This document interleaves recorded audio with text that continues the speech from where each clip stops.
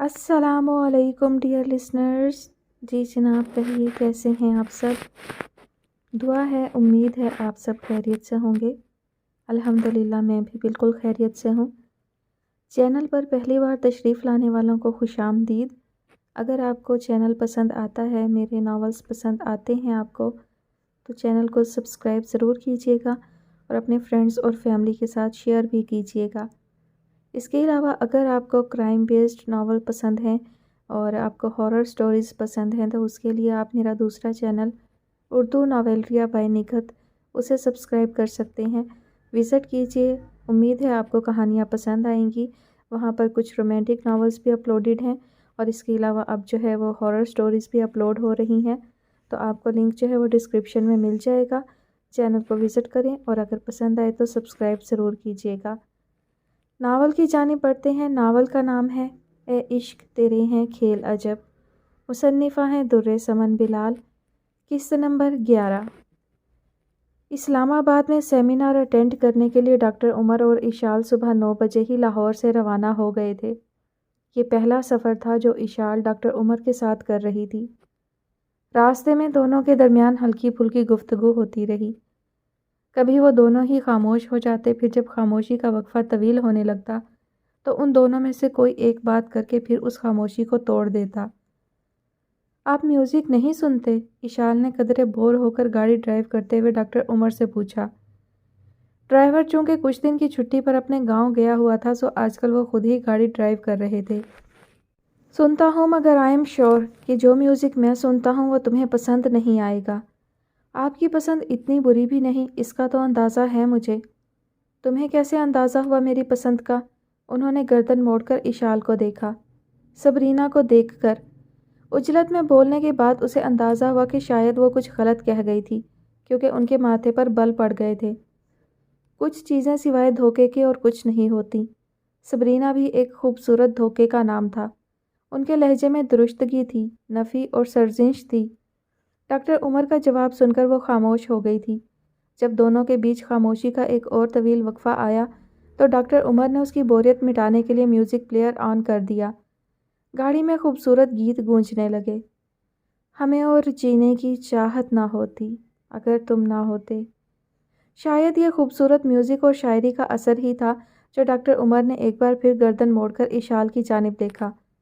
اسی لمحے چپس کھاتی اشال کی نظریں بھی بے اختیار ان کی طرف اٹھی تھیں اور اگلے ہی لمحے اس نے گڑبڑا کر نظریں ہٹا لی. پتہ نہیں ان کی نظروں میں ایسا کیا تھا، یا پھر اس کی یہ فیلنگز شاید یک طرفہ تھیں. اس نے اپنی خفت مٹانے کے لیے انہیں بھی چپس کی آفر کرتے ہوئے پیکٹ ان کے آگے کر دیا تھا. ویسے میوزک کے معاملے میں بھی آپ کا ٹیسٹ بہت اچھا ہے. اچھا، پہلے تو تمہیں میری ہر چیز بری لگتی تھی؟ انہوں نے مسکراتے ہوئے سوال کیا. مگر اب ایسا نہیں ہے، اشال مسکرائی. کیوں؟ اب ایسا کیا ہے جو پہلے نہیں تھا؟ ڈاکٹر عمر کا انداز گریدنے والا تھا. پہلے میں آپ کو جانتی تو تھی مگر سمجھتی نہیں تھی، مگر اب جاننے کے ساتھ ساتھ آپ کو سمجھتی بھی ہوں. وہ بہت معصومیت سے کہہ رہی تھی. Very good answer. یہ بتاؤ میرے ساتھ رہ کر کتنا سمجھی ہو تم مجھے؟ آپ ایک چٹان کی طرح ہیں، دیکھنے میں سخت اور کھردرے، مگر آپ کے وجود سے بھلائی کا چشمہ بہتا ہے جو دوسروں کو سیراب کرتا ہے. آپ باہر سے ایک اجڑے ہوئے شہر کی طرح دکھائی دیتے ہیں، مگر آپ کے اندر زندگی کی رونقیں سانس لیتی ہیں. آپ ایک گلیشیئر کی طرح نظر آتے ہیں، مگر آپ کا دل بہت نرم ہے، کسی کے بھی دکھ پر پسیج جانے والا دل. چپس ختم ہو گئے تھے. اس دوران اشال نے بڑی خوبصورتی سے ان کی شخصیت کو بیان کیا تھا. ڈاکٹر عمر بہت متاثر ہوئے تھے، تبھی دھیرے سے مسکرائے. ہاں، میرا دل بہت جلد پسیج جاتا ہے، مگر اس بار دل میرے خلاف محاذ کھول کر بیٹھ گیا ہے. ڈاکٹر عمر نے اپنی مسکراہٹ چھپائی. کیا مطلب؟ میں کچھ سمجھی نہیں. وہ حیران ہوئی. مطلب یہ کہ وہ تھوڑا اٹکے. مطلب کیا؟ وہ الجھی اور اس نے جواب طلب نظروں سے ڈاکٹر عمر کو دیکھا. مطلب یہ کہ جب دل میں کوئی بس جائے تو یہ دل کہاں سنتا ہے. ایک بار جو نام اس پہ درج ہو جائے وہ آسانی سے کہاں مٹتا ہے، پھر دن رات اسی نام کی گردان کرتا ہے. ڈاکٹر عمر نے چند دن پہلے ہی مناب کے اسکرپٹ میں یہ جملے پڑھے تھے جنہیں وہ نروس ہو کر بے ربط انداز میں کہہ گئے تھے. اشال کا دل پریشان ہوا. کیا یہ ابھی تک صبرینا کو نہیں بھولے؟ کیا آج ان کا دل صبرینا کی گردان کرتا ہے؟ یہ وہ سوال تھے جو ان کی بات پر صبرینا کے دل میں ابھرے تھے، اور ساتھ ہی ایک تکلیف دہ غلط فہمی نے اس کے دل میں بسیرا کر لیا تھا۔ میں سمجھ سکتی ہوں آپ کے دل کی حالت۔ ایک عجیب سی اداسی نے اسے اپنی لپیٹ میں لے لیا تھا۔ اس کے دل میں خوش فہمیوں کے گھروندے مسمار ہونے لگے۔ دل کے معاملات کو جتنی جلدی سمجھ لیا جائے، خوشیاں اتنی ہی جلدی دامن میں سمٹنے لگتی ہیں۔ ڈاکٹر عمر کی آنکھوں میں کوئی بسا ہوا تھا، ان کے لبوں پر خوبصورت مسکراہٹ تھی۔ آئی ایگری، دل کے معاملات کو جلدی سمجھ لینا چاہیے، اس نے دھیرے سے ان کی بات دہرائی تھی۔ آپ ابھی تک سبرینا کی محبت کو دل میں بسائے بیٹھے ہیں، مجھے بھی ارسل کی محبت کو دل میں بسا لینا چاہیے، مجھے بھی اس کی محبت کو اگنور نہیں کرنا چاہیے۔ اس نے دل میں سوچا اور سیٹ کی پشت سے سر ٹکا دیا۔ محبت میں یہ بڑی مصیبت ہوتی ہے کہ دل بہت جلدی بدگمان ہو جاتا ہے۔ تھک گئی ہو؟ ڈاکٹر عمر نے اس کی طرف دیکھ کر پوچھا۔ شاید، وہ مختصر جواب دے پائی۔ سو جاؤ، تھوڑی دیر ریسٹ کر لو، فریش ہو جاؤ گی۔ انہوں نے بہت پیار سے اشال کو دیکھا جو دوسری طرف رخ موڑے شیشے سے باہر دیکھ رہی تھی۔ اس کے دل میں تھوڑی دیر پہلے جو خوشی تھی، اب وہاں ایک اداسی نے ڈیرا جما لیا تھا۔ اس نے ان کی بات کا کوئی جواب نہیں دیا، اسی طرح بس رخ موڑے باہر دیکھتی رہی، اور پھر اپنے دل سے الجھتے اور لڑتے لڑتے اس کی سچ مچ آنکھ لگ گئی تھی۔ ڈاکٹر عمر نے سوئی ہوئی اشال پر ایک نظر ڈالی اور مسکراتے ہوئے اسکرین پر نظریں مرکوز کرتے ہوئے سوچنے لگے، تکمیل کے اس سفر میں کتنا ادھورا تھا، تم کتنی ادھوری تھی، اور اب ہم کتنے مکمل ہیں۔ سچ ہی کہتے ہیں، زندگی کے طویل سفر کو طے کرنے کے لیے کسی ہمدرد، مخلص اور محبت کرنے والے ہم سفر کا ہونا ضروری ہوتا ہے۔ یہ سفر کتنا ہی طویل اور دشوار کیوں نہ ہو، سفر کی صعوبتوں کا احساس نہیں ہوتا۔ ڈاکٹر عمر کو بھی آج کا سفر طویل نہیں لگا تھا، ان کے دل میں دھڑکنے والی دھڑکن ان کے ساتھ تھی مگر انجان۔ اسلام آباد میں انٹر ہوتے ہی اس کی آنکھ کھل گئی تھی۔ اشال نے اپنے پرس سے مرر نکال کر اپنے چہرے کا جائزہ لیتے ہوئے لپسٹک نکال کر لگائی، ہیئر برش نکال کر بال سنوارے۔ تھینکس گاڈ، ہم مرد حضرات ان خرافات سے آزاد ہیں، ڈاکٹر عمر مسکرائے۔ اب میں اتنے رف حلیے میں یہ سیمینار اٹینڈ نہیں کر سکتی نا؟ تم رف حلیے میں بھی اچھی لگ رہی تھیں، پرسکون انداز میں جواب دیا گیا۔ ان کے تعریفی جملے پر یکلخت اشال نے انہیں دیکھا، ان کے لبوں پر دھیمی سی مسکراہٹ تھی اور ان کی آنکھوں میں اشال کے لیے پسندیدگی تھی۔ ڈاکٹر عمر نے گاڑی 5 اسٹار ہوٹل کی پارکنگ میں لگائی جہاں ڈاکٹرز کے لیے سیمینار منعقد کیا گیا تھا۔ میں زیادہ اوور تو نہیں لگ رہی ہوں نا؟ گاڑی سے نکلتے ہوئے اشال نے کسی بچے کی طرح کانشیس ہو کر ڈاکٹر عمر سے پوچھا۔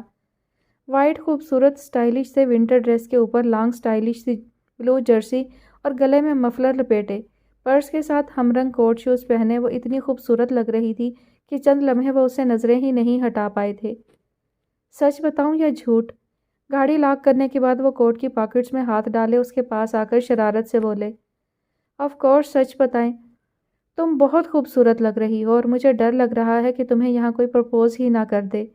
انہوں نے اشال کو سرتا پاؤں دیکھتے ہوئے گمبھیر لہجے میں اس کی تعریف کرتے ہوئے دل کا خدشہ ظاہر کیا تو وہ بلش ہو گئی۔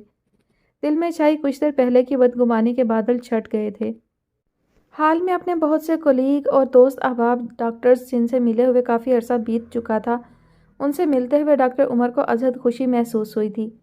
کچھ نے کنکھیوں سے ان کے ساتھ اشال کو دیکھ کر ان کے درمیان رشتے کو جاننے کی کوشش کی تھی، کچھ نے اشال کو ان کی منگیتر سمجھا تھا اور ان کے ایک پرانے دوست نے تو حد پار کرتے ہوئے اشال کو ان کی بیوی سمجھ لیا تھا۔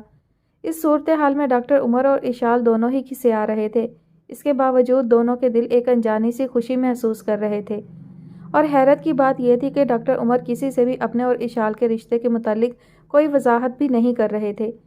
نہ جانے یہ اشال کی ہمراہی کا اثر تھا یا ایک مدت کے بعد اپنے پرانے دوستوں سے ملاقات کی خوشی۔ ایک مدت کے بعد ڈاکٹر عمر خوشگپیوں کے دوران کہکہے لگا رہے تھے۔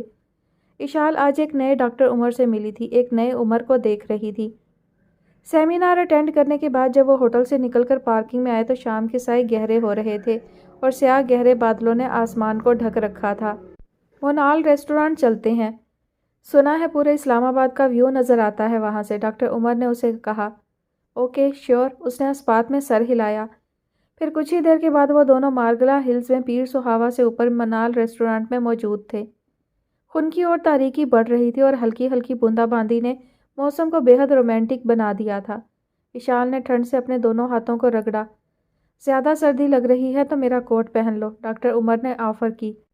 نہیں، آپ مروت میں اپنا کوٹ دے دیتے ہیں اور پھر خود بیمار ہو جاتے ہیں۔ اشال کی بات پہ انہیں گاؤں میں میڈیکل کیمپ میں گزری وہ رات یاد آئی جب انہوں نے اپنا لیدر کا کوٹ اتار کر اشال کو پہنا دیا تھا اور خود بعد میں بیمار پڑ گئے تھے۔ ریسٹورانٹ میں لوگوں کا بہت رش تھا۔ محبت بھی دور سے نظر آنے والے روشنیوں کے شہر کا نام ہے۔ اس شہر کے اندر کتنے اندھیرے چھپے ہوتے ہیں یہ صرف اس شہر میں داخل ہونے والا ہی جانتا ہے۔ روشنیوں میں ڈوبے ہوئے اسلام آباد کا نظارہ کرتے ہوئے ڈاکٹر عمر دھیرے سے بولے تھے۔ ان کی نظریں کسی غیر مرئی نقطے پر جمی ہوئی تھیں۔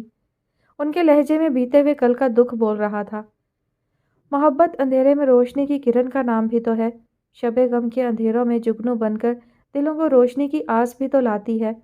اشال کی بات پر انہوں نے رخ موڑ کر اسے دیکھا۔ وہ سچ ہی تو کہہ رہی تھی کہ ان کے پتھر دل کو پھر سے دھڑکنا بھی تو اسی لڑکی نے ہی سکھایا تھا۔ ان کے دل کو شب غم کے اندھیروں سے نکال کر روشنی کی نوید بھی تو اسی لڑکی نے دی تھی۔ وہ اسے کہنا چاہتے تھے، اپنے دل کی وہ ساری باتیں کرنا چاہتے تھے جو انہوں نے خود سے بھی چھپا کر رکھی ہوئی تھی۔ نہ جانے یہ کیسا احساس تھا جس نے انہیں اشال کے ہاتھ پکڑنے پر مجبور کر دیا تھا۔ میری ڈانٹ کھاتے کھاتے مجھے سمجھانا کب سیکھ لیا تم نے؟ ان کے ہاتھوں میں اشال کے ہاتھ کانپنے لگے اور دل تیزی سے دھڑکنے لگا۔ وہ انہیں کیسے بتاتی؟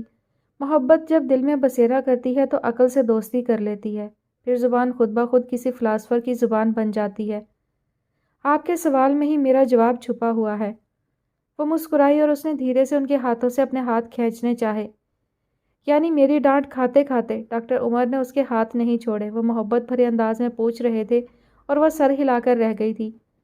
تمہارے ہاتھ بہت ٹھنڈے ہو رہے ہیں اشال۔ انہوں نے اس کے ہاتھ چھوڑ دیے۔ جی آئی تھنک ہمیں کھانا کھا کر جلد ہی یہاں سے روانہ ہو جانا چاہیے۔ موسم ٹھیک نہیں لگ رہا۔ اشال نے اپنے ہاتھ لانگ جرسی کی پاکٹس میں ڈال لیے۔ اس کا دل اب بھی تیزی سے دھڑک رہا تھا۔ ایسا پہلی بار ہوا تھا جب انہوں نے بات کرتے کرتے اتنی آسانی اور غیر متوقع انداز میں اس کے ہاتھ تھام لیے تھے۔ ویٹر کھانا لگا رہا تھا۔ وہ دونوں اپنی ٹیبل کی طرف آ گئے۔ ٹیبلز کے اوپر نصب ہٹس اور چھتریاں کھول دی گئی تھی۔ ٹھنڈی اور برفیلی ہواؤں کے ساتھ ہلکی ہلکی بوندا باندی بھی ہونے لگی تھی۔ کھانا کھانے کے بعد ڈاکٹر عمر کے ساتھ سیڑھیاں اترتی اشال کی ناک ٹھنڈ سے سرخ ہو گئی تھی۔ بوندا باندی اب ہلکی بارش میں بدل گئی تھی۔ اجلت میں سیڑھیاں اترتے ایک جگہ اس کا پاؤں پھسلنے لگا تھا، مگر ڈاکٹر عمر نے آگے بڑھ کر اس کا ہاتھ تھام لیا۔ پھر سیڑھیاں اتر کر پارکنگ تک انہوں نے اس کا ہاتھ نہیں چھوڑا تھا۔ وہ دھڑکتے دل کے ساتھ ان کے ہاتھ میں ہاتھ دیے بس چلے جا رہی تھی۔ پتہ نہیں اس کے دل کو کیا ہو رہا تھا۔ گاڑی میں بیٹھتے ہی ڈاکٹر عمر نے ہیٹر آن کر دیا تھا۔ اس کے باوجود اسے چھینکیں آنے لگیں۔ گاڑی پارکنگ سے نکال کر روڈ پر آتے ہی انہوں نے گاڑی کی رفتار بڑھا دی تھی۔ بارش تیز ہو رہی تھی اور سیاہ بادلوں نے رات کو مزید تاریک بنا دیا تھا۔ مجھے تو ڈر لگ رہا ہے، موسم کتنا خراب ہو رہا ہے، اشال نے تیز برستی بارش کو دیکھ کر پریشانی سے کہا۔ تم فکر مت کرو، بارش کم ہوتے ہی میں گاڑی کی سپیڈ بڑھا دوں گا۔ انشاءاللہ ہم جلد لاہور پہنچ جائیں گے۔ ڈاکٹر عمر نے گردن موڑ کر اسے تسلی دی، مگر پریشانی اس کے چہرے پر واضح لکھی تھی۔ بارش کم نہیں ہوئی تھی بلکہ تیز سے تیز ہوتی جا رہی تھی۔ ڈاکٹر عمر کو ہر طرف سے طوفانی بارش کی بوچھاڑوں میں گاڑی ڈرائیو کرتے ہوئے خاصی دشواری پیش آ رہی تھی۔ وہ اسلام آباد کی حدود سے کافی آگے نکل آئے تھے۔ کلر کہار پہنچتے ہی موٹر وے پر واقع TDCP ہوٹل کے سامنے ڈاکٹر عمر نے گاڑی روک لی تھی۔ آئی تھنک ہمیں کچھ گھنٹے کے لیے جب تک بارش تھم نہیں جاتی یہاں اس ہوٹل میں رک جانا چاہیے۔ یہ نہ ہو کہ آگے جا کر گاڑی میں بھی مسئلہ ہو جائے اور ہمیں کہیں رکنے کے لیے جگہ بھی نہ ملے، وہ اشال سے کہہ رہے تھے۔ جیسے آپ مناسب سمجھے، اشال نے قدرے فکر مندی سے کندھے اچکائے۔ گاڑی پارکنگ میں لگا کر وہ دونوں تقریباً بھاگتے ہوئے مین انٹرنس کی طرف آئے تھے۔ ریسیپشن کاؤنٹر پر آ کر انہوں نے 2 کمروں کی بکنگ کروانی چاہی تو وہاں پہ موجود عملے نے ان سے معذرت کرتے ہوئے بتایا کہ ان کے پاس ایک ہی روم خالی ہے۔ ڈاکٹر عمر پریشانی میں پلٹ کر اشال کی طرف دیکھنے لگے۔ اس کی حالت بھی ان سے کم نہیں تھی مگر اب مجبوری تھی، انہیں چند گھنٹے یہاں گزارنے تھے۔ مجبوری اور کوئی دوسرا آپشن نہ ہونے کی صورت میں انہیں اس روم کی بکنگ کروانا ہی پڑی تھی۔ ویٹر کے ساتھ وہ دونوں جب 2nd فلور پر واقع اس کمرے میں آئے تو اشال کے دل کی حالت خاصی عجیب ہو رہی تھی۔ ایک خفیف سی کیفیت تھی۔ وہ صبح سے رات تک ڈاکٹر عمر کے ساتھ اپنی پروفیشنل ڈیوٹی نبھاتی تھی۔ آج پہلا طویل سفر اور اس سفر کی رات ایسی سنسنی خیز بھی ہو سکتی تھی کہ اسے ایک ہی روم میں رات کے چند گھنٹے ڈاکٹر عمر کے ساتھ تنہائی میں گزارنے تھے۔ ڈاکٹر عمر نے ویٹر کو کافی کا آرڈر دے دیا تھا اور ویٹر ہیٹر چلا کر جا چکا تھا۔ تم فریش ہونا چاہو تو ہو جاؤ، میں عشاء کی نماز پڑھ لوں۔ وہ واش روم سے وضو کر کے آئے اور ٹیبل پر رکھی جا نماز اٹھاتے ہوئے اشال سے مخاطب ہوئے۔ وہ اس بات میں سر ہلا کر واش روم کی طرف بڑھ گئی۔ ڈاکٹر عمر کمرے میں ایک سائڈ پر جائے نماز بچھا کر نماز پڑھنے لگے۔ اشال واش روم سے نکل کر کمرے میں آئی اور آتش دان میں لگے ہیٹر کے پاس بیٹھ گئی۔ اسے بہت سردی لگ رہی تھی، وہ اپنے ہاتھ سینکنے لگی۔ ڈاکٹر عمر نماز پڑھنے کے بعد اٹھ کر وہیں اس کے قریب آ گئے۔ ایشو تم ٹھیک تو ہو نا؟ زیادہ سردی تو نہیں لگ رہی؟ ان کے لہجے میں اس کے لیے فکر تھی۔ میں ٹھیک ہوں مگر سردی بہت لگ رہی ہے، اشال نے اپنے دونوں ہاتھ آپس میں رگڑتے ہوئے کہا۔ اس کے کپڑے بھی تھوڑے بھیگ گئے تھے، اسی لیے وہ انہیں سکھانے ہیٹر کے پاس بیٹھی تھی۔ اوکے میں جا کر دیکھتا ہوں، ابھی تک کافی لے کر کیوں نہیں آیا ویٹر؟ ڈاکٹر عمر اس کا کندھا تھپک کر باہر نکل گئے۔ اس دوران اشال کا موبائل بج اٹھا تھا۔ علینا اسے کال کر رہی تھی۔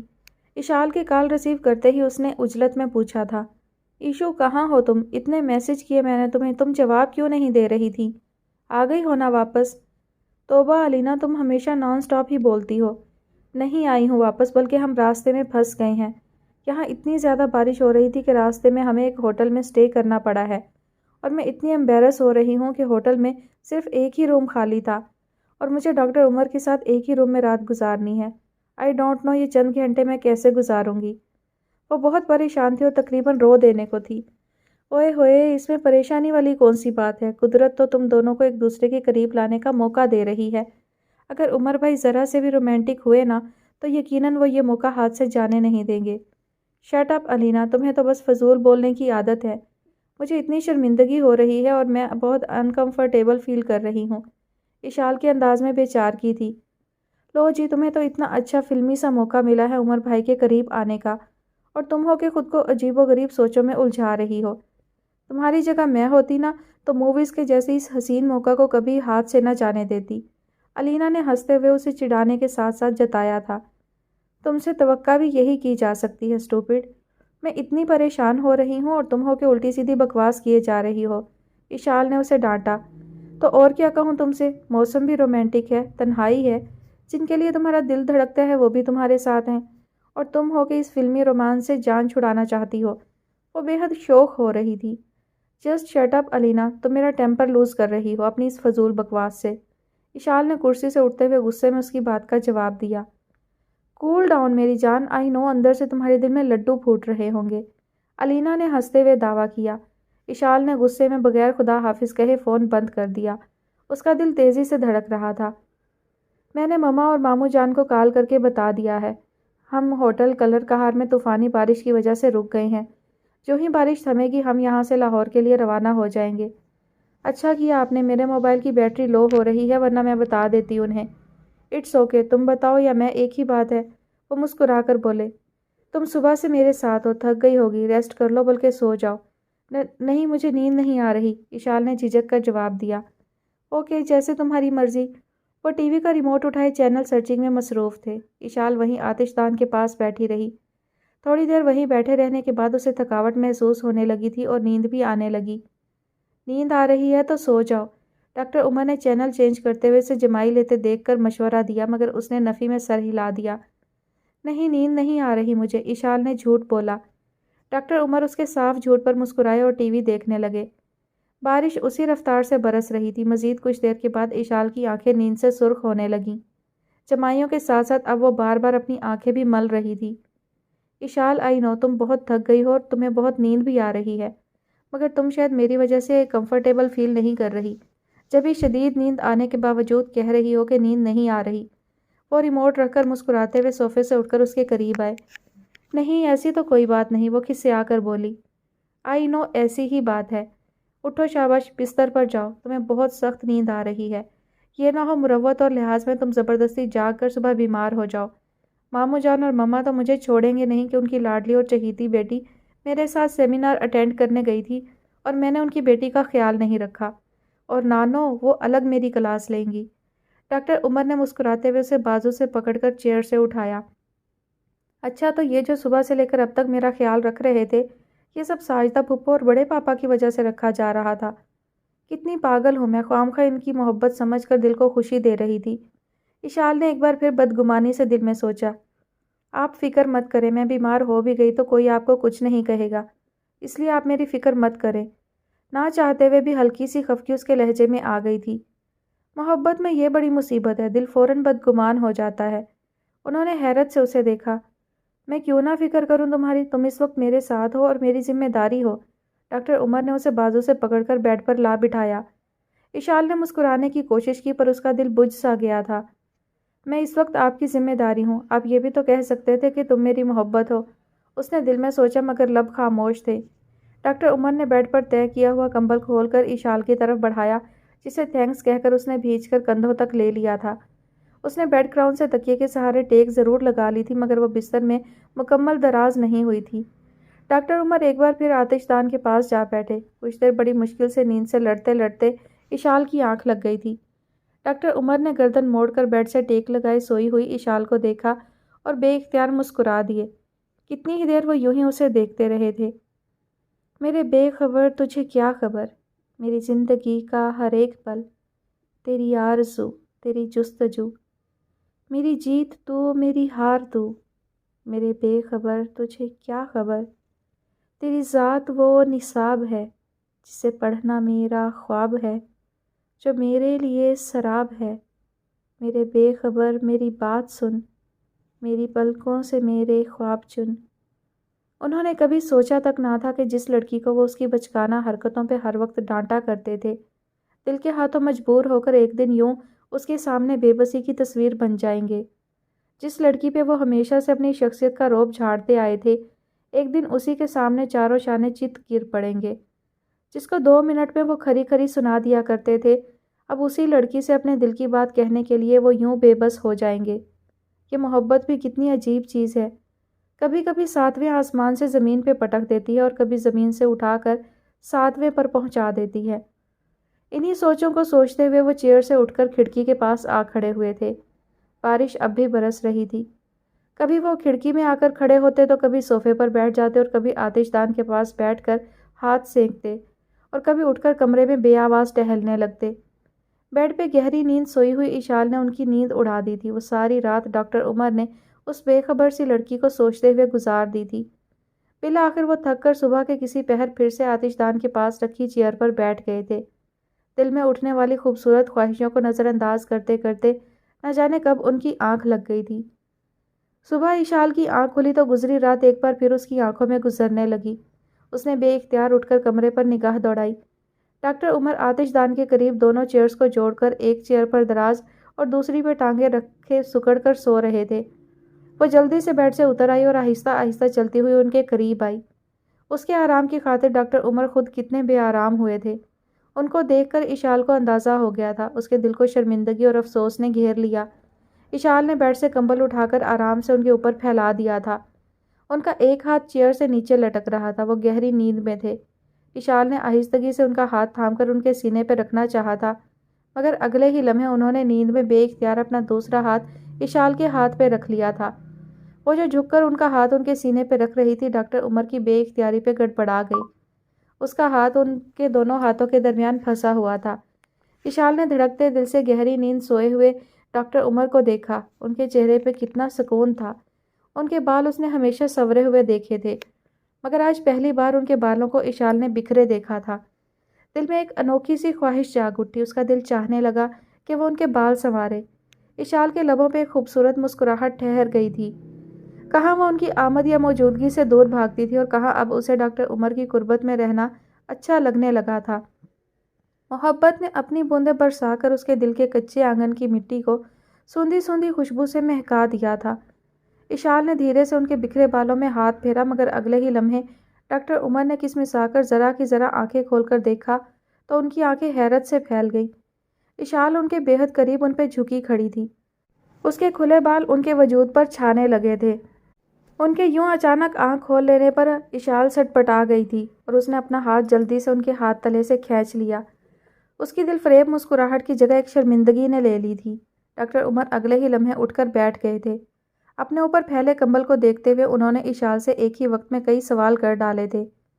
اشال تم کیا کر رہی تھی؟ کوئی پریشانی کی بات ہے؟ تم ٹھیک تو ہو نا؟ میں ٹھیک ہوں۔ ایکچولی میں آپ کے اوپر یہ کمبل پھیلا رہی تھی۔ آئی نو آپ میرے آرام کی خاطر ساری رات بے آرام رہے۔ اس کی بات پہ وہ دھیرے سے مسکرائے۔ مجھے بے آرام ہونے اور رہنے کی عادت ہے۔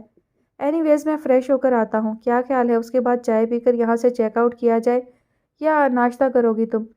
کمبل ہٹا کر چیئر سے اٹھتے ہوئے وہ اشال سے مخاطب ہوئے۔ نہیں، مجھے بھوک نہیں ہے، بس چائے لوں گی۔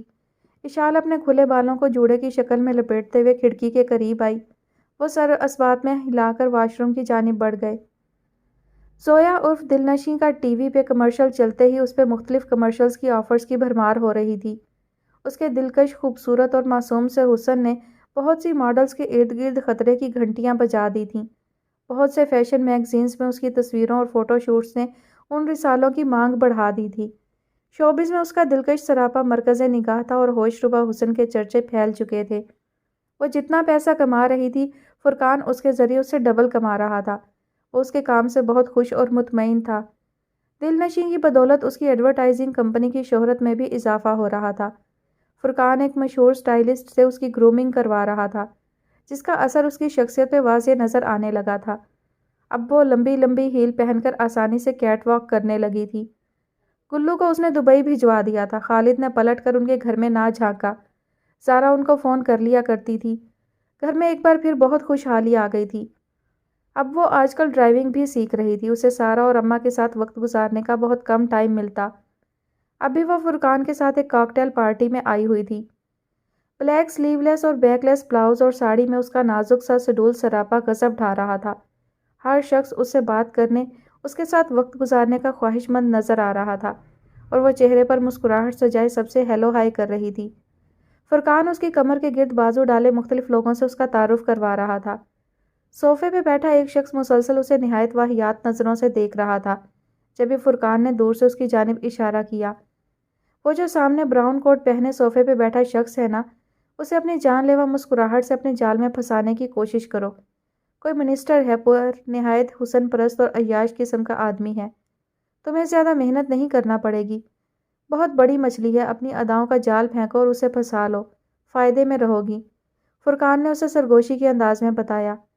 اس کی غلیظ نظریں مسلسل اس کا طواف کر رہی تھیں، اور وہ بھی کسی روبوٹ کی طرح سب کچھ ویسے ہی کر رہی تھی جیسے فرقان اسے کہہ رہا تھا۔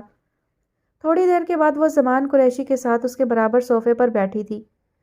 جس شخص نے کبھی اپنی اولاد کو حرام کا ایک نوالا تک نہ کھلایا تھا، آج اس کی اولاد کیسے کیسے حرام کام کر رہی تھی۔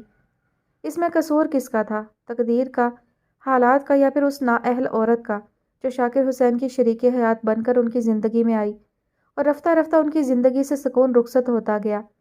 غلط اور ناجائز خواہشات کبھی کبھی انسان کو ایسے رستے پر ڈالتی ہیں کہ پھر گناہ اور ثواب کا احساس مٹ جاتا ہے، دل مردہ ہو جاتا ہے، آنکھیں نفس کی پسندیدہ چیزیں دیکھ دیکھ کر دل و دماغ کو انجام سے اندھا کر دیتی ہیں۔ زویا عرف دلنشیں نے ایسی زندگی کا کبھی تصور تک نہ کیا تھا، مگر حالات نے اسے اس مقام پر لا کھڑا کیا تھا جہاں اسے خود کو مارنا تھا، اپنی عزت، انا، نفس، شرافت سب کو زندہ درگور کرنا تھا۔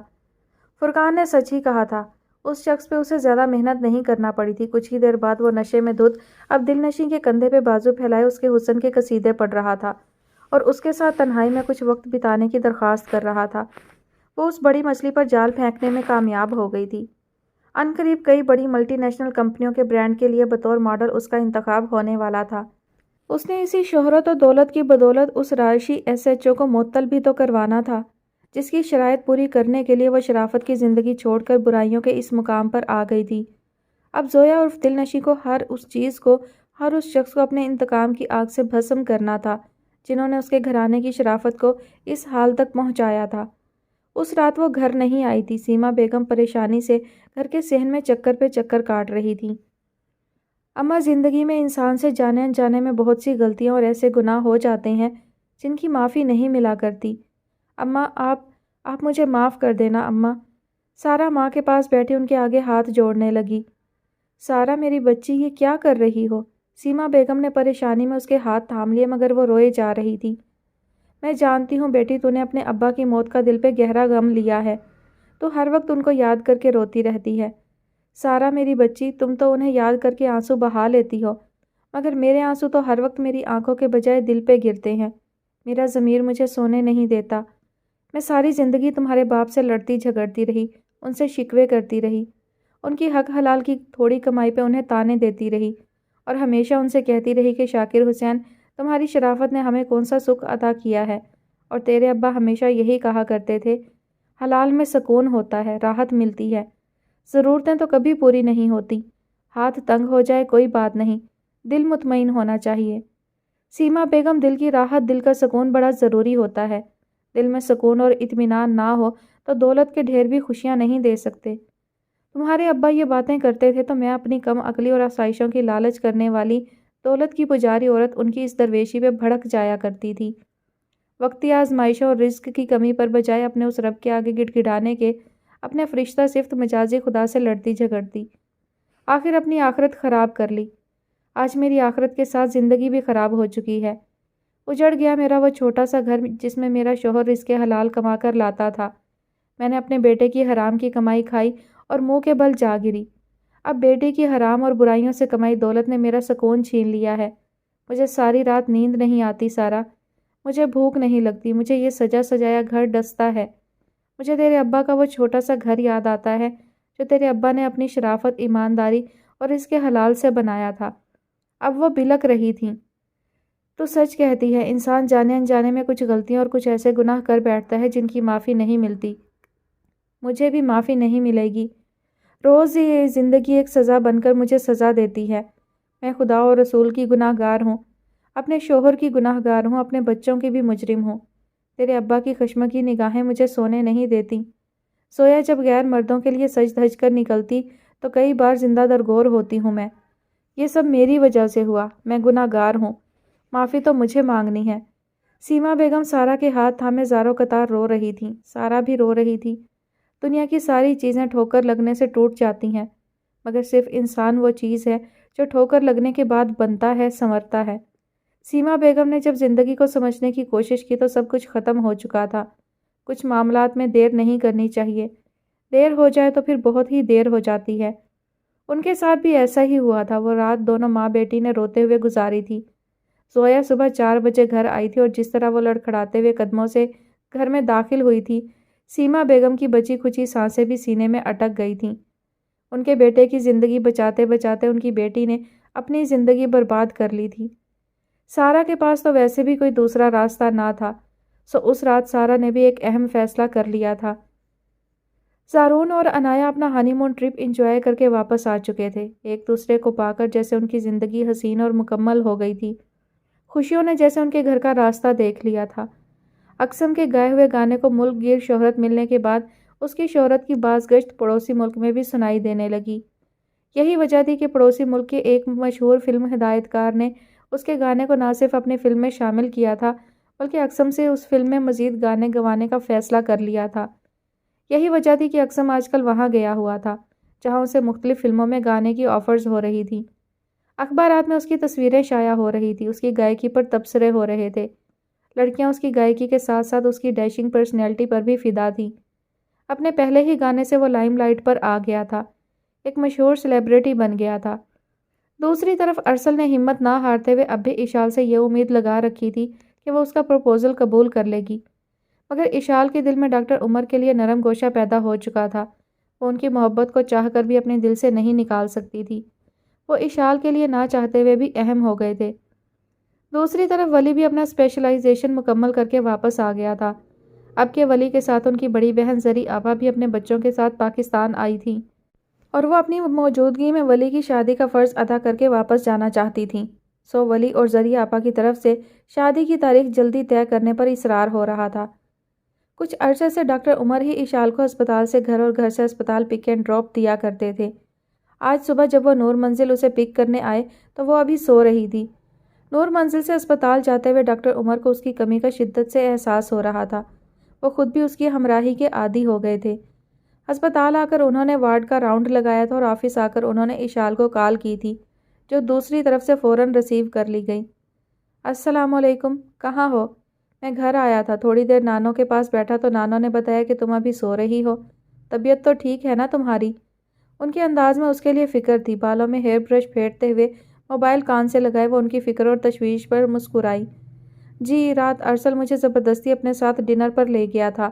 گھر آتے آتے 12 بج گئے تھے، اس لیے صبح دیر سے آنکھ کھلی، مگر میں ٹھیک ہوں، بس 5 منٹ تک ہسپتال کے لیے نکل رہی ہوں۔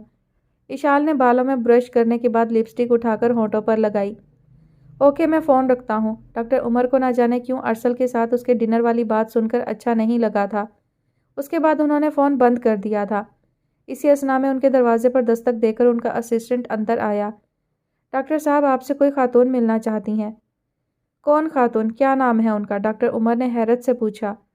ڈاکٹر صاحب میں نے ان سے پوچھنے کی بہت کوشش کی مگر انہوں نے اپنا نام نہیں بتایا، اسسٹنٹ نے مایوسی سے اطلاع دی۔ حیرت ہے، آخر کون ہے وہ محترمہ؟ اینی وے تم انہیں اندر بھیجو۔ ڈاکٹر عمر کے حکم پہ اسسٹنٹ باہر نکل گیا۔ اگلے ہی لمحے جو شخصیت ان کے کمرے میں داخل ہوئی اس نے ڈاکٹر عمر کو ورطۂ حیرت میں ڈال دیا تھا۔ وہ جہاں بیٹھے تھے حیرت سے گنگ وہیں بیٹھے رہ گئے۔ کتاب ماضی کے اوراق پھر سے پھڑپھڑانے لگے۔ صبرینہ ان کے سامنے کھڑی تھی۔ 8 سال انہوں نے صبرینہ جیسی عورت سے محبت کرنے پر خود کو ملامت کی تھی۔ آج وہ غلطی ان کے سامنے آ کھڑی ہوئی تھی۔ اتنے بے مروت ہو گئے ہو، بیٹھنے کو نہیں کہو گے؟ 30-32 سالہ خوبصورت سی صبرینہ پیچ کلر کی خوبصورت اور نفیس سی شیفون کی ساڑی میں ملبوس، وہ 8 سال کے بعد بھی اتنی ہی حسین لگ رہی تھی جتنی وہ 8 سال پہلے ہوا کرتی تھی۔ ڈاکٹر عمر نے اسے اپنی ٹیبل کے سامنے رکھی کرسی پر بیٹھنے کا اشارہ کیا۔ میرے لیے کافی منگواؤ، عرصہ ہوا تمہارے ساتھ بیٹھ کر کافی پیے ہوئے، صبرینہ بے تکلفی سے کرسی پر بیٹھتے ہوئے بولی۔ ڈاکٹر عمر کا چہرہ سپاٹ تھا۔ انہوں نے میز پر رکھا فون اٹھا کر کافی بھجوانے کی ہدایت کی۔ کیسے ہو عمر؟ ان کے فون رکھتے ہی صبرینہ نے مسکراتے ہوئے ان کا حال پوچھا۔ ٹھیک ہوں۔ ناراض ہو ابھی تک؟ نہیں، میں نے 8 سال پہلے یہ حق کھو دیا تھا۔ خیر تم کیسی ہو؟ انہوں نے صبرینہ سے نظریں ہٹاتے ہوئے پیپر ویٹ گھمایا۔ سچ بتاؤں تو تمہیں کھو کر آج تک سکون نہیں ملا۔ تمہاری محبت ٹھکرائی تو میری محبت کو بھی جوتے کی نوک پر رکھا گیا۔ میں نے محبت تو تم سے کی مگر تمہارے ہی دوست کی بے شمار دولت دیکھ کر لالچ میں آ گئی۔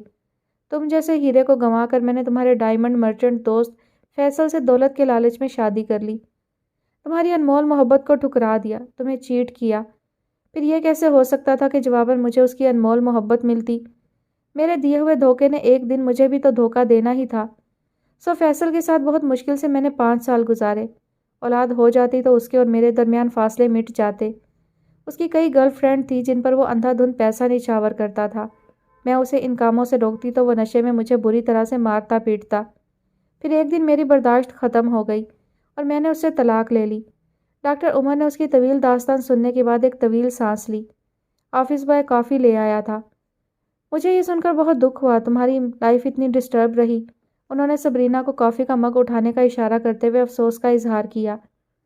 حالانکہ تمہیں خوش ہونا چاہیے تھا، میں نے تمہارے ساتھ اتنا برا کیا اور تم اپنی سافٹ فطرت کے تحت آج بھی یہ کہہ رہے ہو کہ تمہیں دکھ ہوا میرے یوں دکھی ہونے پر۔ صبرینہ نے کافی کا مگ اٹھایا اور اپنے سامنے بیٹھے اس مرد کو دیکھا جس کے دل پر کبھی اس نے راج کیا تھا۔ آج کل کس ملک میں پڑاؤ ہے تمہارا؟ ڈاکٹر عمر نے کافی کا مگ اٹھایا اور لبوں سے لگاتے ہوئے اس سے پوچھا۔ پچھلے 3 سال سے کینیڈا میں ہوں۔ وہاں ایک 60 سالہ بزنس مین مجھ پر عاشق ہو گیا تھا۔ فیصل کے بعد مجھے بھی سہارے کی ضرورت تھی۔ سرفراز ہمدانی نے مجھے پرپوز کیا تو میں نے اس سے نکاح کر لیا۔ 3 سال میں اپنے باپ کی عمر کے مرد کے نکاح میں رہی۔ سرفراز ہمدانی کے ساتھ میری زندگی کے 3 سال ایسے گزرے جیسے میں نے کسی جیل میں گزارے ہوں۔ مجھ سے ڈبل عمر تھی اس کی، بہت پابندیاں لگاتا تھا مجھ پر۔ اس کی پہلی بیوی اور بیٹوں نے مجھے ڈرا دھمکا کر اتنا خوفزدہ رکھا کہ وہ 3 سال میرے لیے ہر روز ایک نئی آزمائش بن کر میری زندگی سے سکون نام کی ہر چیز مٹاتے رہے۔ 6 مہینے پہلے سرفراز ہارٹ اٹیک سے وفات پا گیا۔ اس کی وفات کے بعد کچھ جائیداد کے معاملات تھے، انہیں حل کرنے میں 4-5 ماہ مجھے کینیڈا میں گزارنے پڑے۔ پچھلے مہینے میں کینیڈا سے واپس آئی ہوں۔ ماں کی طبیعت آج کل بہت خراب رہتی ہے، ان کے لیے پاکستان آنا پڑا ورنہ یہاں آنے کو دل نہیں کرتا تھا میرا۔ صبرینہ کافی پیتے ہوئے اپنے بیتے ہوئے 8 سالوں کی روداد سنا رہی تھی اور ڈاکٹر عمر کو حقیقتاً اس کی کہانی سن کر ازحد افسوس ہوا تھا۔ مجھ سے وجہ نہیں پوچھو کہ یہاں آنے کی، صبرینہ نے عمر کو بغور دیکھتے ہوئے کہا۔ نہیں، میں نے تم سے کچھ بھی پوچھنے کے تمام حقوق 8 سال پہلے کھو دیے تھے۔ وہ ایک بار پھر پیپر ویٹ گھمانے لگے تھے۔ بیوی کیسی ہے تمہاری؟ بچے کتنے ہیں؟ یقیناً 5-6 تو ضرور ہوں گے۔ بچے تمہیں بہت پسند تھے نا؟ صبرینہ مسکرائی۔ میں نے شادی نہیں کی۔ مگر کیوں؟ اب کہ صبرینہ کے لہجے میں افسوس کے ساتھ بے پناہ حیرت پوشیدہ تھی۔ کم از کم تمہیں تو اس سوال کا جواب نہیں مانگنا چاہیے تھا۔ ڈاکٹر عمر نے لہجہ بھرو سے دیکھا۔ عمر، کیا اتنی محبت بھی کوئی اس دور میں کسی سے کر سکتا ہے جتنی تم نے مجھ سے کی؟ صبرینہ نے میز پر جھک کر اس کے ہاتھ پر اپنا ہاتھ رکھ لیا۔ میں کتنی بد نصیب ہوں، میں نے تم جیسے مخلص شخص کی محبت کی قدر نہیں کی۔ جواباً مجھے بھی ٹھکرایا ہی گیا۔ सबरीना की आंखों में आंसू तैरने लगे, लहजे में पछतावा बोलने लगा। तभी उनके ऑफिस का दरवाज़ा खुला था। इशाल हाथ में स्टेथोस्कोप पकड़े गहरे नीले रंग के खूबसूरत लिबास पर सफ़ेद ओवरऑल पहने कमरे में दाखिल हुई, मगर अंदर के मंजर ने उसे वहीं ठिठक कर रुकने पर मजबूर कर दिया था। सबरीना ने डॉक्टर उमर का हाथ थाम रखा था। उनकी बीती हुई मोहब्बत को देखकर इशाल का दिल बंद होने लगा। सॉरी, शायद मैं गलत वक्त पर अंदर आ गई, इशाल ने धीरे से जैसे खुद से कहा और वापस जाने के लिए पलटी। इशाल, डॉक्टर उमर ने उसे आवाज़ दी, मगर उसकी आंखें धुंधला गई और उजलत में वो दरवाज़ा खोलकर बाहर निकल गई थी। कौन थी ये लड़की? सबरीना ने हैरत से सवाल किया। उसने अपने हाथ उनके हाथ से हटाए। मेरी होने वाली बीवी, उनके लबों से बेइख्तियार निकला। वाह, ग्रेट न्यूज़। सबरीना मुस्कुराई। फिर कब कर रहे हो शादी? इसी साल, डॉक्टर उमर ने मुस्कुराते हुए रिवॉल्विंग चेयर घुमाई। Okay, best of luck, Sabrina ने मुस्कुराते हुए कहा। देखो, अपनी शादी पर मुझे ज़रूर बुलाना। हाँ ज़रूर, डॉक्टर उमर के चेहरे पर एक खूबसूरत मुस्कुराहट खेल रही थी। सबरीना ने एक नज़र उनके चेहरे को देखा। तुमसे मुलाकात की सबसे बड़ी वजह वो गिल्ट था जिसने 8 साल मुझे बेसुकून रखा। अपनी नई ज़िंदगी शुरू करने से पहले प्लीज़ मुझे माफ़ कर देना। मैं पिछले 8 साल से रात को ट्रैंकुलाइज़र लेकर सोती हूँ, मगर फिर भी मुझे गिल्ट बेचैन रखता है कि मैंने तुम्हें धोखा दिया, तुम्हारी मोहब्बत को हर्ट किया। सबरीना के अंदाज में, उसके लहजे में बेपनाह शर्मिंदगी थी, दुख था। मैंने तुम्हें उसी वक्त माफ़ कर दिया था जब इशाल की मोहब्बत ने मेरे दिल में बसेरा किया। उनके लहजे में इशाल के लिए बेपाया मोहब्बत थी। अच्छा है, नई मोहब्बतों को अपनाने के लिए पुरानी मोहब्बतों को भूल जाना ही बेहतर होता है। सबरीना साड़ी का पल्लू संभालती हुई चेयर से उठते हुए अफसुर्दा लहजे में बोली, मगर डॉक्टर उमर ने उसे कोई जवाब नहीं दिया था। चलती हूँ, तुमने अपना कीमती वक्त मुझे दिया, उसके लिए शुक्रिया। ओके, अपना ख्याल रखना, डॉक्टर उमर ने रस्मी जुमला बोला तो वह तल्खी से मुस्कुराई। अब ज़िंदगी में कोई ऐसा नहीं है जिसके लिए अपना ख्याल रखूं, मगर तुम इशाल के लिए अपना बहुत ख्याल रखना।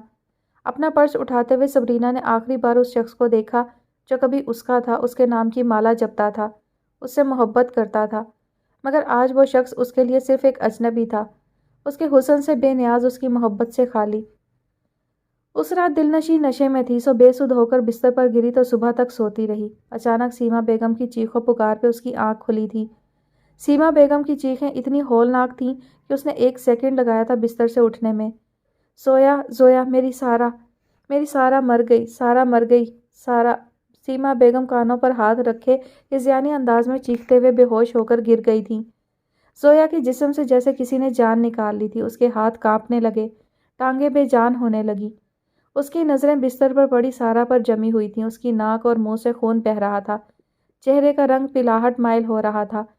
बेड के करीब फर्श पर खून गिरा हुआ था। मरने से पहले यकीनन उसे खून की उल्टी आई थी। जोया की आंखें जैसे पथरा गई थीं। उसके अंदर हैरत, बेयकीनी और गम की एक ऐसी हूक सी उठी कि वह दीवानावार सारा की जानिब लपकी थी। सारा, सारा, उठो सारा।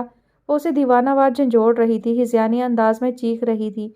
उसे पूरा कमरा घूमता हुआ महसूस हो रहा था। न उसके पैरों तले ज़मीन थी, न सर पर आसमान। उसे लग रहा था जैसे वह ज़मीन और आसमान के बीच में मौलिक हो। अस्पताल से घर आते तमाम रास्ते उसके आंसू नहीं रुके थे। वो मंजर जब सबरीना ने अपने हाथों में डॉक्टर उमर का हाथ थाम रखा था, बार बार उसकी नज़रों के सामने घूम रहा था। उनकी पुरानी मोहब्बत फिर से उनकी ज़िंदगी में शामिल हो गई थी।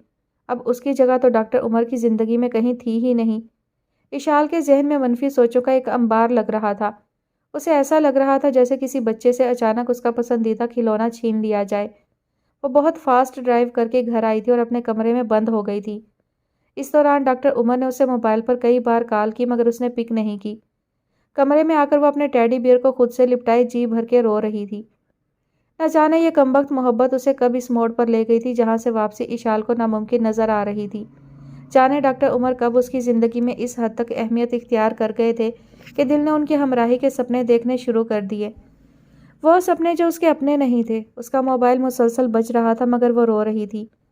शाम तक वो कमरे से बाहर नहीं निकली थी। इस दौरान पीनो ने कई बार आकर उससे खाने का पूछा था, मगर हर बार उसने भूख नहीं है का जुमला बोलकर कमरा बंद कर लिया था।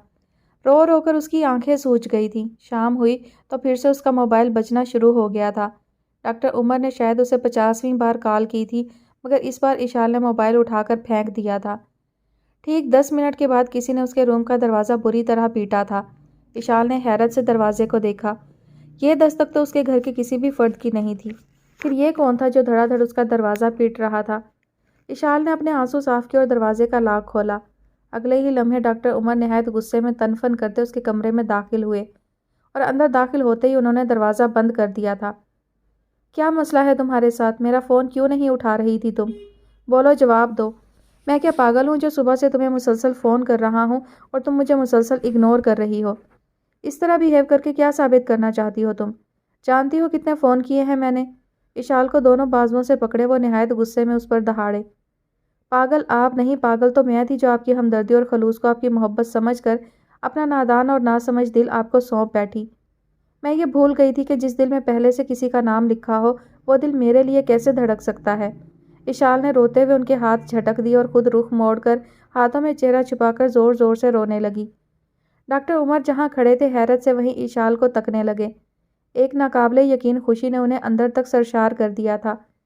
تھوڑی دیر پہلے جو وہ غصے سے تنفن کرتے اس کے کمرے میں آئے تھے وہ غصہ اب ہوا ہو گیا تھا۔ اس غصے کے بجائے ایک بے یقینی نے لے لی تھی، بے پایا خوشی نے لے لی تھی، بے اختیاری نے لے لی تھی۔ وہ خوشی اور بے یقینی سے اشال کے قریب آئے اور بے اختیار انہوں نے اس کا رخ اپنی جانب موڑا۔ تو یہ بات تھی۔ ڈاکٹر عمر نے مسکراتے ہوئے اس کے چہرے سے ہاتھ ہٹائے۔ اشال نے خفگی سے ان کے ہاتھ جھٹکنے چاہے مگر اس بار ان کی گرفت اور بھی مضبوط تھی۔ چھوڑے میرے ہاتھ اور جائیں اپنی اس بھولی بسری محبت کے پاس جو دوسری بار پھر سے آپ کو دھوکہ دینے آ گئی ہے۔ اشال نے غصے سے اپنے ہاتھ چھڑانے چاہے، اس کے لہجے میں جیلسی تھی۔ ڈاکٹر عمر بے اختیار مسکرا دیے۔ یہ تو میں اچھی طرح سے جانتا ہوں کہ تم بہت اسٹوپڈ ہو مگر اتنی اسٹوپڈ بھی ہو سکتی ہو میں نے کبھی نہیں سوچا تھا۔ محبت کرنے والے اسٹوپڈ ہی ہوتے ہیں۔ اشال کی خفگی اب بھی اسی طرح تھی۔ اور اس اسٹوپڈ لڑکی نے مجھے اپنی محبت میں مبتلا کر کے مجھ جیسے اچھے خاصے ڈیسنٹ بندے کو بھی بے وقوفوں کی صف میں شامل کر دیا ہے نا؟ ڈاکٹر عمر نے مسکراتے ہوئے دھیرے سے اس کی ٹھوڑی کو چھوا۔ اشال کو جیسے اپنے کانوں پر یقین نہیں آیا، اس نے حیرت سے انہیں دیکھا۔ سبرینا نے میرا ہاتھ کیا پکڑ لیا؟ تم نے غلط فہمیوں کا محل بنا کر خود کو اس میں قید کر لیا۔ سبرینا میرا ماضی تھی، میری کم عمری کی نادان اور بے وقوف محبت جس پہ میں 8 سال پچھتایا۔ پھر نہ جانے کب تم نے میری زندگی سے سبرینا کا چیپٹر پھاڑ کر میری زندگی کی کتاب پر اپنا نام تحریر کر لیا۔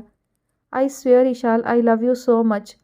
ڈاکٹر عمر اسے شانوں سے تھامے اس کی نظروں میں جھانکتے ہوئے گمبھیر لہجے میں بولے تو وہ بلش ہو گئی۔ چند لمحے وہ بے یقینی سے انہیں دیکھتی رہی۔ مجھے ایسے لگ رہا ہے جیسے میں کوئی خواب دیکھ رہی ہوں، اشال شرمگی مسکراہٹ کے ساتھ بولی۔ مگر میں اس خوبصورت خواب کو اپنی جاگتی آنکھوں سے دیکھ رہا ہوں۔ ڈاکٹر عمر نے مسکراتے ہوئے وارفتگی سے اشال کو دیکھا۔ سوری، میں نے آپ کو غلط سمجھا، اسے شرمندگی ہوئی۔ اب معافی تو تمہیں ایک ہی صورت میں ملے گی مجھ سے۔ ڈاکٹر عمر نے اسے خود سے قریب کیا۔ اشال حیران ہوئی۔ میں کل مما کو بھیج رہا ہوں یہاں، مجھے بہت جلد تم سے شادی کرنی ہے، انہوں نے فیصلہ سنایا۔ بس 2 مہینے کے اندر اندر۔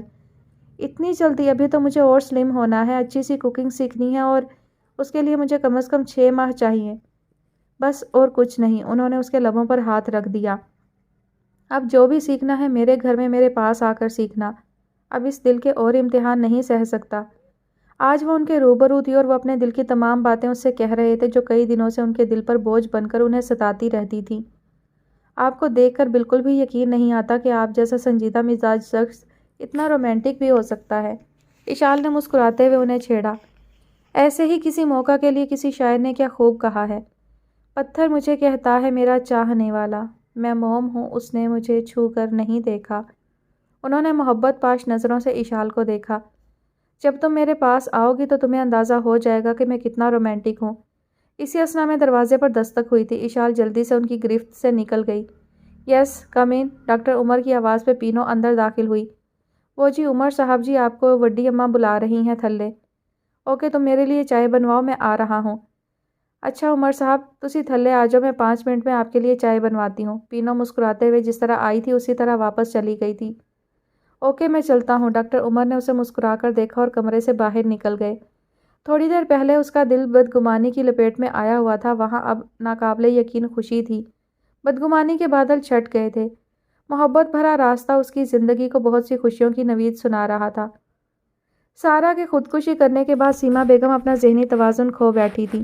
زارا 10 دن ان کے پاس آ کر رہی تھی، پھر 11ویں دن خالد آ کر اسے لے گیا تھا۔ پولیس کی چترول نے اسے سیدھا کر دیا تھا۔ گلو بھی 1 ہفتے کے لیے آیا تھا اور وہ بھی واپس دبئی چلا گیا تھا۔ اب زویا اپنے فلیٹ میں بالکل اکیلی زندگی گزار رہی تھی، خود سے بیگانہ زندگی۔ فرقان نے 24 گھنٹے اس کے پاس رہنے کے لیے اس کی دیکھ بھال کے لیے ایک ملازمہ رکھ دی تھی، مگر اسے نہ گھر کا ہوش تھا نہ خود کی فکر، اس کا دماغ ڈیڈ ہو چکا تھا۔ 10 دن میں اس نے اتنی پی لی تھی کہ اس کی حالت پاگلوں جیسی ہو گئی تھی۔ فرقان نے اس کی حالت دیکھی تو وہ بھی پریشان ہو اٹھا۔ اس کی آنکھوں کے گرد سیاہ حلقے پڑ گئے تھے، اس کا رنگ کملا گیا تھا۔ اسے دل نشیں کو لے کر ایک مشہور ملٹی نیشنل کمپنی کے لیے ایڈ تیار کرنا تھا۔ اسی ویکنڈ پر اسے کراچی میں ہونے والے انٹرنیشنل فیشن فیسٹیول میں بطور ماڈل کیٹ واک کرنی تھی۔ ایک مشہور فیشن میگزین کے لیے ایک بین الاقوامی شہرت یافتہ ڈیزائنر کے ملبوسات پہن کر اسے فوٹو شوٹ کروانا تھا، مگر اس کی حالت ایسی بدتر تھی کہ فرقان اسے دیکھ کر بے حد فکر مند ہوا تھا۔ وہ اپنے ساتھ ساتھ اس کی ساکھ بھی تباہ کرنے پر تلی ہوئی تھی۔ وہ فرقان کے لیے کامیابیوں اور دولت حاصل کرنے کی ایک سیڑھی تھی جسے وہ آسانی سے یوں گنوا نہیں سکتا تھا، اسے یوں برباد ہوتے نہیں دیکھ سکتا تھا۔ یہی وجہ تھی کہ فرقان اسے اپنے ساتھ زبردستی گاڑی میں بٹھا کر باہر لے آیا تھا۔ تم خود کو تباہ کر رہی ہو، پلیز میری محنت پہ یوں پانی مت پھیرو، اور دل نشیں پلیز خود کو یوں برباد مت کرو۔ وہ اسے لانگ ڈرائیو پر لے آیا تھا۔ ایک جگہ اس نے راستے میں گاڑی روک کر بے حس و حرکت بیٹھی دل نشیں کو دیکھ کر کہا، میں برباد ہو چکی ہوں، مجھے اب اور زندہ نہیں رہنا۔ اس کی نظریں ونڈ سکرین پر مرکوز تھیں، لہجے میں بلا کی سختی تھی۔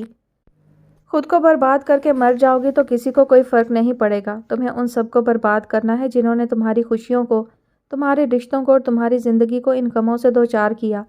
فرقان نے اسے بازوں سے پکڑ کر جھنجھوڑا۔ وہ چند لمحے خالی نظروں سے فرقان کو دیکھتی رہی، اس کے لفظوں پر غور کرتی رہی۔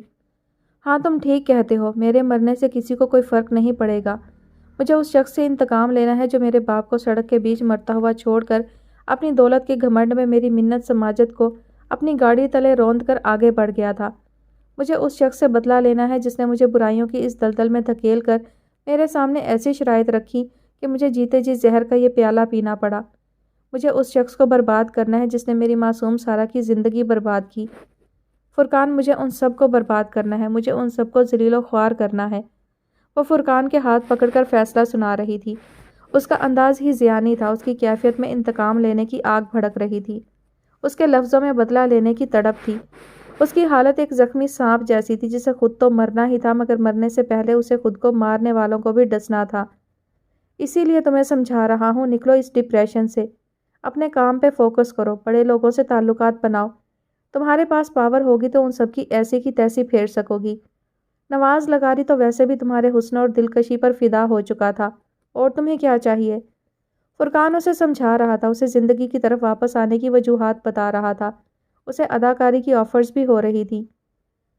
زارون اپنے بیڈ پہ تکیے کے سہارے بیٹھا تھا، اس نے لیپ ٹاپ گود میں رکھا ہوا تھا، اس کی انگلیاں تیزی سے کی بورڈ پر چل رہی تھیں۔ انایا اس کے بے حد قریب اس کے کندھے پر سر رکھے تقریباً نیم دراز تھی۔ وہ ٹی وی پہ کوئی ٹاک شو دیکھ رہی تھی۔ اب ٹاک شو کے دوران کمرشل بریک آ گئی تھی۔ اس بار ہمارے ٹیکسٹائل کے ایڈ نے دھوم مچا دی ہے، فرقان نے اس بار ہمارے ایڈ کے لیے ہیرا چنا ہے۔ میں سوچ رہا تھا کہ اس دل نشیں نامی ماڈل سے 2 سال کا کانٹریکٹ کر لیا جائے، کیا خیال ہے تمہارا؟ زارون نے ٹی وی پر چلنے والا اپنی ٹیکسٹائل کا ایڈ دیکھتے ہوئے انایا سے کہا۔ ہاں خیال تو اچھا ہے، اس بار واقعی اس ایڈ نے دھوم مچا دی ہے۔ بڑے پاپا بتا رہے تھے کہ اس بار ونٹر کلیکشن کی ریکارڈ سیل ہوئی ہے۔ بہت خوبصورت اور ٹیلنٹڈ ہے یہ ماڈل، اس کا فیوچر بہت برائٹ نظر آ رہا ہے مجھے۔ زارون نے ٹی وی پر دل نشیں کے ایڈ کو دیکھتے ہوئے عام سے لہجے میں قیاس ظاہر کیا۔ اب اتنی بھی خوبصورت نہیں ہے جتنا تم اس کی شان میں قصیدے پڑھ رہے ہو۔ انایا کے انداز میں خفگی تھی۔ ایک تو تم لڑکیوں میں جیلسی کوٹ کوٹ کر بھری ہوتی ہے، زارون مسکرایا۔ ہاں تو کیوں نہ ہوں میں جیلس، اپنی خوبصورت بیوی کی موجودگی میں تم کسی اور کی تعریف کرو گے تو مجھے اچھا تو نہیں لگے گا نا؟ کم آن میری خوبصورت بیوی، یہ سچ ہے تم جیسی حسین اور خوبصورت کوئی لڑکی نہیں ہے اس دنیا میں میرے لیے۔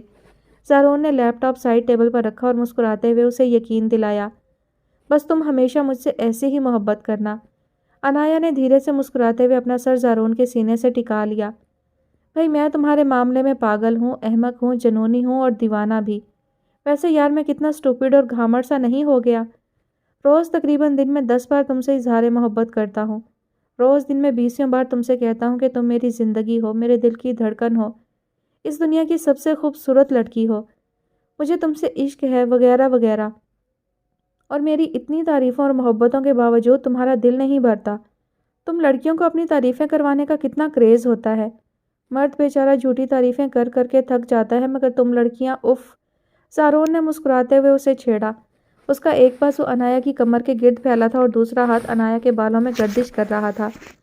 ہاں تو ٹھیک ہے نا، شوہر کی تعریفیں صرف بیوی کے لیے ہونی چاہیے۔ انایا اس کے سینے سے سر ٹکائے مسکرائی۔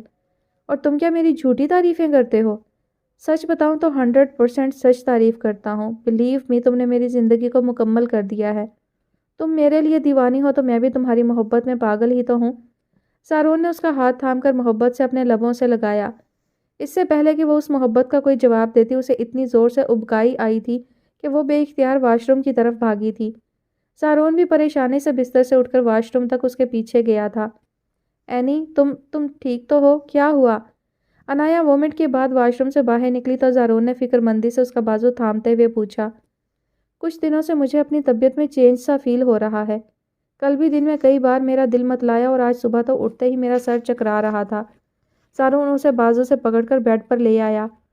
میرے خیال میں ہمیں آج ہی کسی گائناکولوجسٹ کے پاس جانا چاہیے۔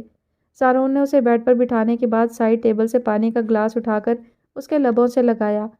انایا نے اس بات میں سر ہلایا، اس کا جی اب بھی متلا رہا تھا۔ میں بھی یہی سوچ رہی ہوں۔